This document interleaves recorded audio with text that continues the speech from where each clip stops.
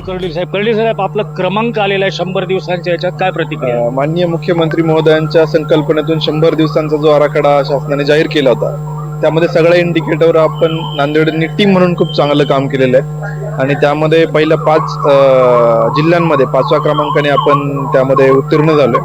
निश्चितपणे खूप आनंदाची बाब आहे आणि ही सगळ्यांना प्रेरणा देणारी गोष्ट आहे आणि अजून आपल्याला पुढच्या वर्षी यात काय चांगलं करता येईल याचं आम्ही नियोजन करू आणि ही एक सुरुवात आहे. ही खरं तर रोजची प्रक्रिया आहे. रोज आपल्याला अजून चांगल्या पद्धतीने काम करण्यासाठी सगळ्यांना मोटिवेशन आणि प्रेरणा या पुरस्काराने मिळेल असं मला आशा वाटते. राहुल कर्डिले आणि बक्षीस हे एक समीकरण झाले. काही दिवसापूर्वी प्रशासकीय गतिमानता अभियान पुरस्कारही आपल्याला मिळाला. वर्धेतही तुम्हाला अनेक पुरस्कार मिळालेले आहेत. याचं काय गमक आहे? ते अचानकच मिळायला लागलेले आहेत.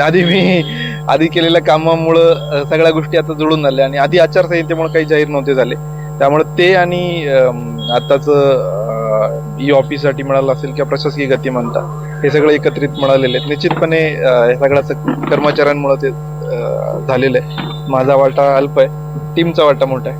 थँक्यू. कर्डिले सरांनी स्पष्ट केले की हे संपूर्ण टीमचं यश आहे.